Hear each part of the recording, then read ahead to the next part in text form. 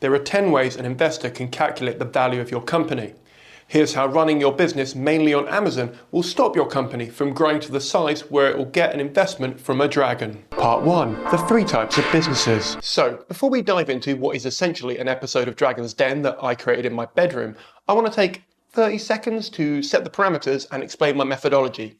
Set the clock. There are 3 types of companies: profitable job, profitable business, and profitable investment. A profitable job is where someone works for themselves. They might have one employee doing some of the admin, but ultimately they're a one-man or woman band. If they scale that up and start to employ people, it could become a profitable business. The word could is doing a lot of work here because 60% of small businesses and startups fail within the first 5 years. But let's ignore that fact now, Debbie Downer, and focus on the positives. Let's assume you're in the 40% that don't go under. If they scale that up even more, they can remove themselves from the day-to-day running of the business, and then is usually when a company becomes a profitable investment. It's at this point that a lot of founders and entrepreneurs sell part or all of their company for a massive payday. Dragons, tigers, sharks, oh my, they usually want to invest when it's a profitable business or investment. I'm here to show you why running your business only or mainly on Amazon will stop you getting to that sweet investment stage. Let's ruin some dreams.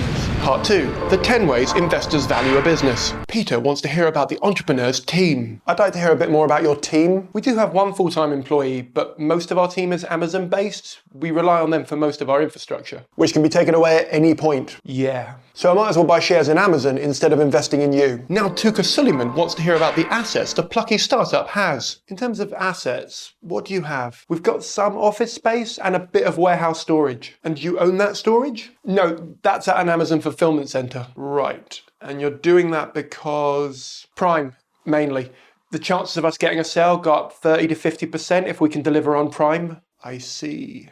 What can I say? People want their authentic cat earwax candle and they want them now. I'm sure they do. Do you need any office space? No, not really. That's a shame because I was going to offer you some. It's not going well for the entrepreneur. And now Deborah Meaden wants to hear about their IP. Your IP, what does that cover? We've developed nothing. I see. Yeah, we lean on Amazon to develop tools and algorithms to get our product to the right market. And so they've reinvested that money to make their tax bill lower than my interest in investing in your company.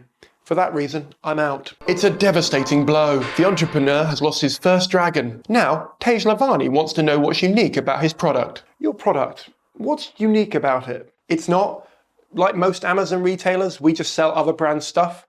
We have developed one unique product of our own, and Amazon have helped us get it to market through their Launchpad section, but I'll be honest, it's been harder than trying to push piss up Ben Nevis with your nose. The frank admission that he struggled to sell an original product has not impressed Tej. I'm not impressed.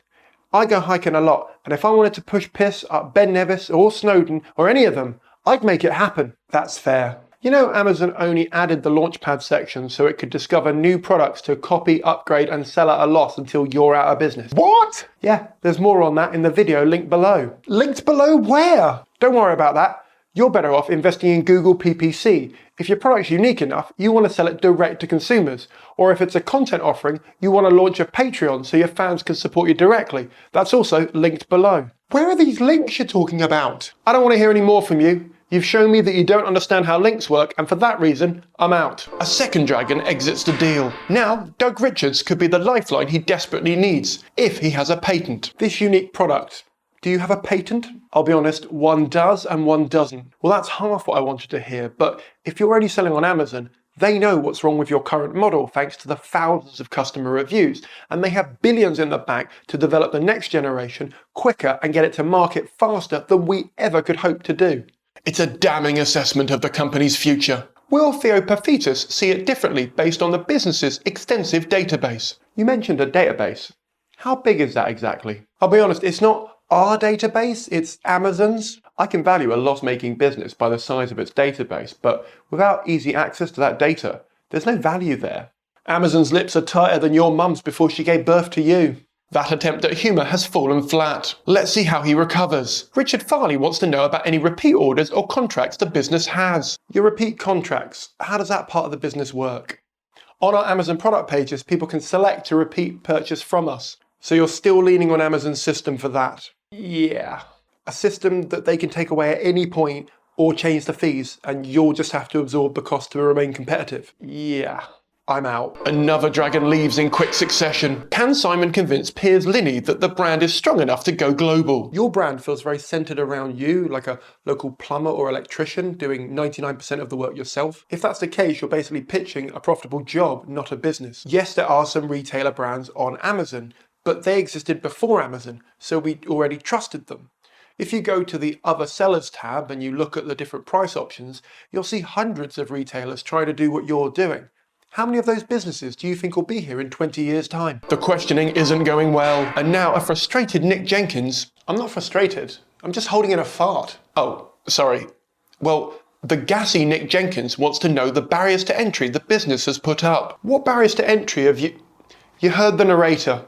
Also, now the cat's out of the bag. I guess there are none. That's what I was worried about. There are hundreds of videos online about how to sell on Amazon through FBA or similar systems to create a side hustle, which they can do. But because Amazon has lowered the barrier to entry that anyone can do it, everybody's doing it.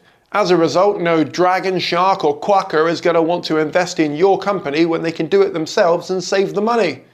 I'm sorry, but I'm out. It's not looking good for the startup. Now, he only has one dragon left. Will the company's profits impress James Caan? What sort of profits do you make? Can you run us through your margins? We have quite tight margins. It's a very competitive space on Amazon. As a general rule, investors will value a business at 3 to 4 times its profits. That's all the money after all the bills are covered. At the risk of repeating myself, you're competing on price, which isn't impossible, but it does make it fucking hard. And a big reason it's hard is because Amazon is taking a fee for stocking, packing, delivering, marketing, and more.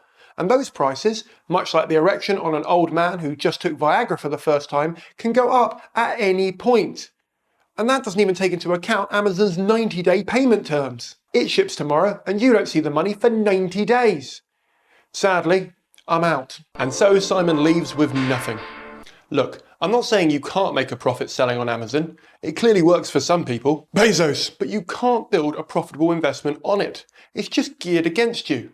You need to be on it because the marketplace is too big for you not to be. But if you're smarter than the average bear, you'll try and bounce people off Amazon onto your own website where they can buy the product slightly cheaper. This is where you can also get their email address so you can follow up for a second sale. It's also where you can build a relationship so that you build up your own brand and you're not competing on price. What do you think? Did I get something right? Did I get anything wrong? I mean, I only got a B in my A-level business studies, so I'm pretty certain I've missed something out. Whatever your thoughts are, drop them in the comments below. I'd love to read them. Also, don't forget to like the video, subscribe to the channel, and join my subreddit or Patreon. Any and all support is massively appreciated, and joining either of those communities allows me to tell you directly when I put out some new quality content. Godspeed, and I'll see you all next week.